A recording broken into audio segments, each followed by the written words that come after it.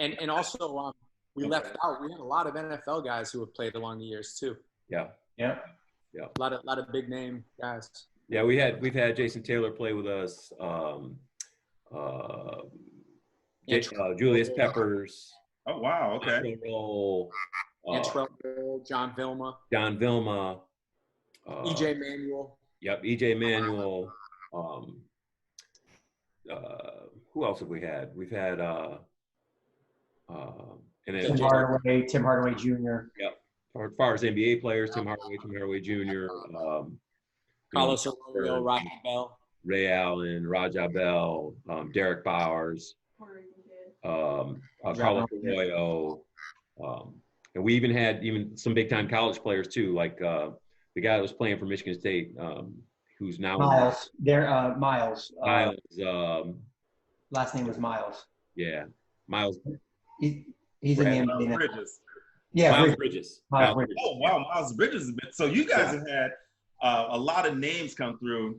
You got your consistent core group, but it's kind of like they will reach out or they'll get wind of, and you guys have had some names, both professional basketball players, professional football players, but just professional athletes in general have been able to come through, in addition to people that play for the love of the game. Yep. Yep. A lot of not all of them, a portion of them, they have kids at the school that I teach at. That's part of the connection.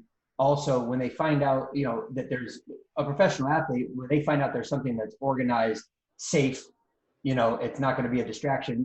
Ours is so quiet. We were playing at UM for the longest time and still play there sometimes, but now we play mostly at Gulliver, which is where I'm at.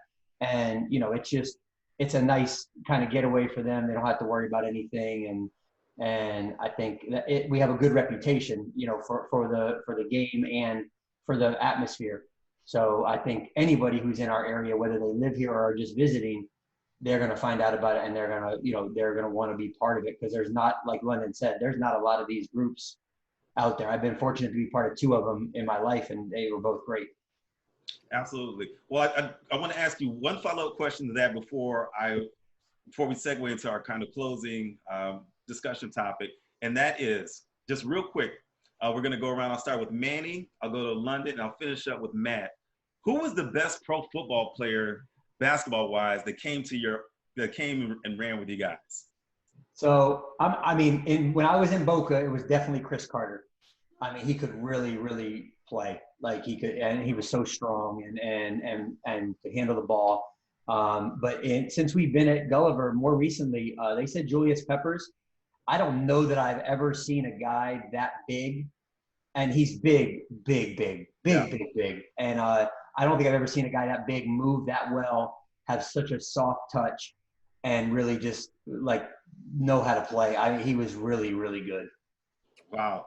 Yeah, and people don't remember that Julius Peppers played power forward in North Carolina. Absolutely. We're talking about a professional athlete who actually has a skill set to boot with that. Yeah. Absolutely. A bunch of basketball junkies. We know this stuff. Yeah, there you go. Not the average person. So, Maddie, how about you? Who would you say was the best football player that you saw at the run? This is to me? Yeah. I would say back in college, I'm going back a few years. When I was in college, intramurals was a big thing, and the football team always had a team in the intramural league, and they had won the national championship that year. This was probably the best college football team of all time. We're talking 3 deep NFL guys at every position. So we ended up beating the football team to win the intramural championship, and they were loaded. Andre Johnson, you should see that guy play basketball. He could have played in the NBA. Hall of Fame wide receiver. They had all kinds of guys. They had a bunch of first-round picks on that team. Just the size, athletic ability, and strength of these guys was off the charts.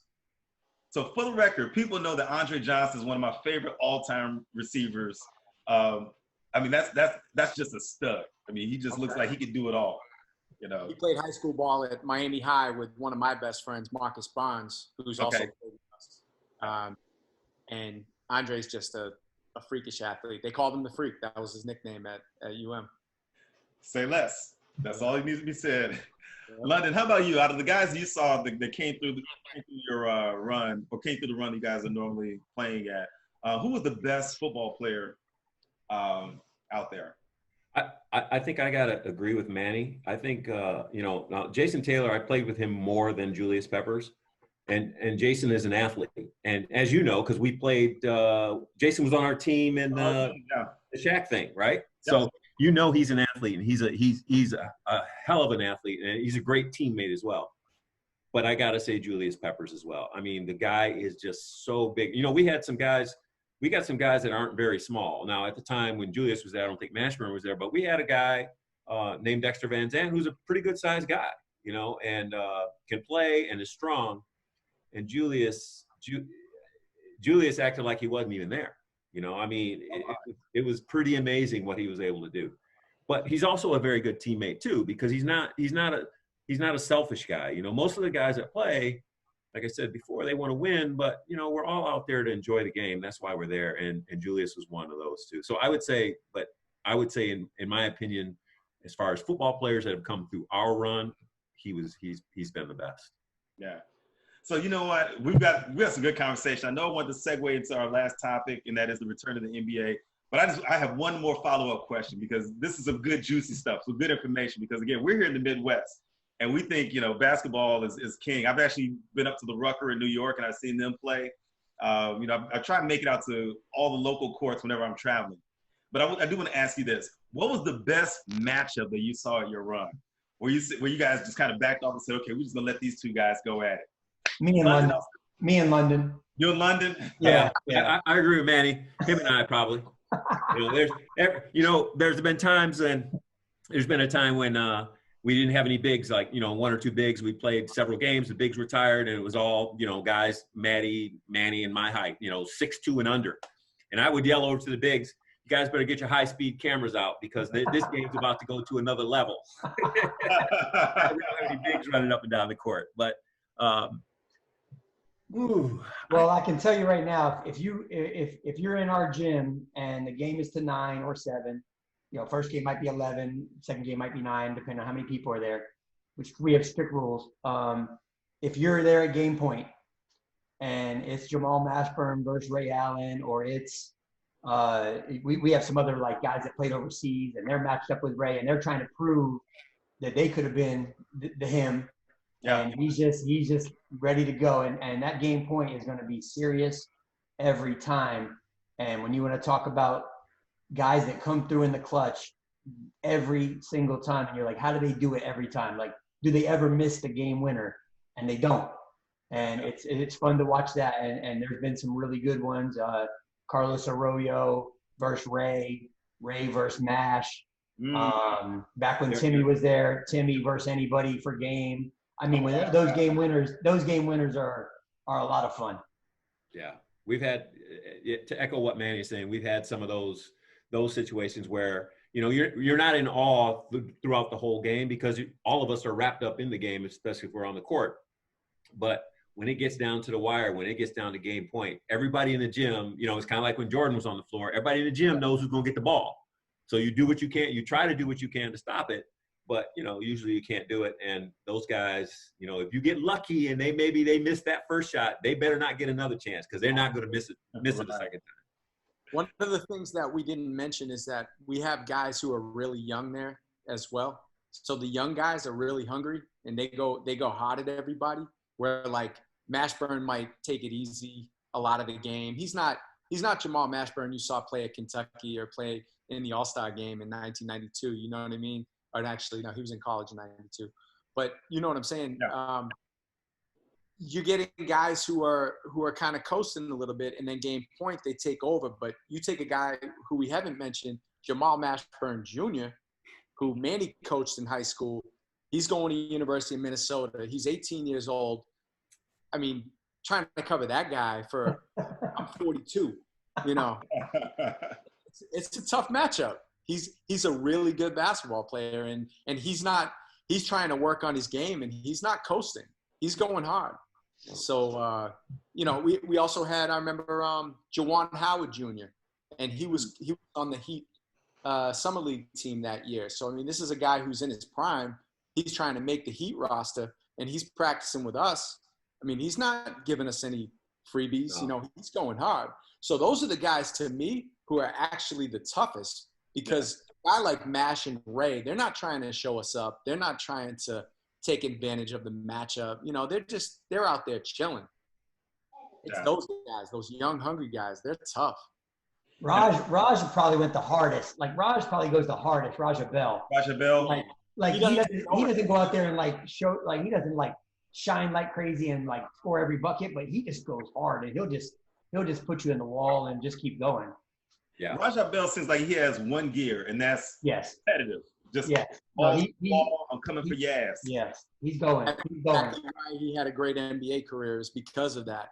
Yeah. That 1 year and that chip on his shoulder. He's one of the best podcast guests I ever had. He's a good friend of mine. He's a great guy and has a great basketball savvy. Yeah, I don't know if we've had anyone in there as fast as John Morant though. We watched him make a Euro step from about 1 step over half court. He did a Euro step.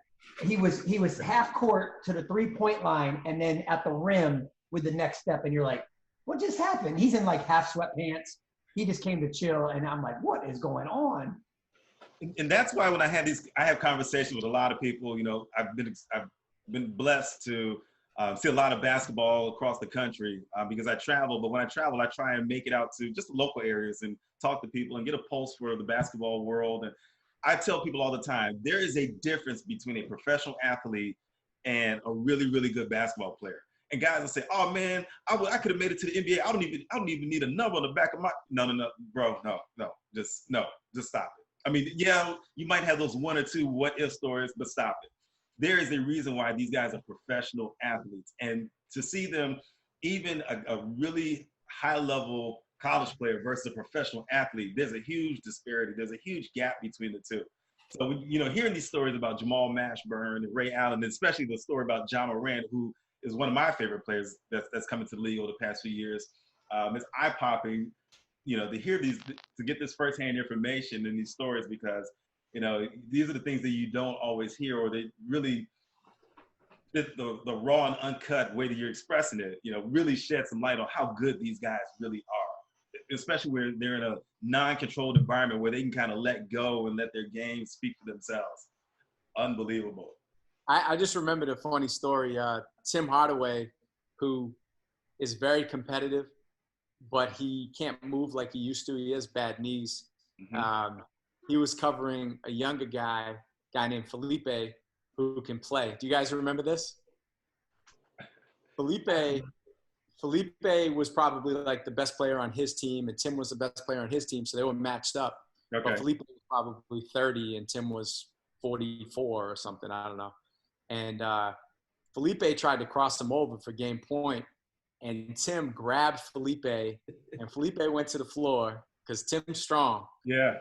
And he went to the floor and said, "Don't you ever try to use my move against me." He couldn't stay in front of him, but he could throw him on the ground. That sounds like Tim. That sounds like Tim. Actually, back in the day, I don't say back in the day like I'm 100 and some years old. But some time ago, I used to run a citywide sports program, and we had some guys donate, Tim Hardaway, Sean Marion, Antoine Walker, and guys like that. But, we would go to the Pro-Am tournaments, and Tim was older then. I think Tim might have just been on the tail end of his career or just retired. But the same thing, he's not going to let you embarrass him. You will respect the game. You will respect the game, or you're going to respect the man, one or the other. When it comes to Tim, he doesn't play. And it was the same thing at IIT. With these younger guys, they were always like trying to test it because, again, that's a name. If you say I crossed Tim Hardaway or I crossed Jamal Mashburn or I dunked this, that goes a long way. You might have missed 8 shots in that game, but if you got that one move, hey, I tell people all the time, it's the name, fame, and then the game. You want to make a name for yourself, you want to be famous, and then your game expands after that. But it's the name, fame, and then the game when it comes to basketball.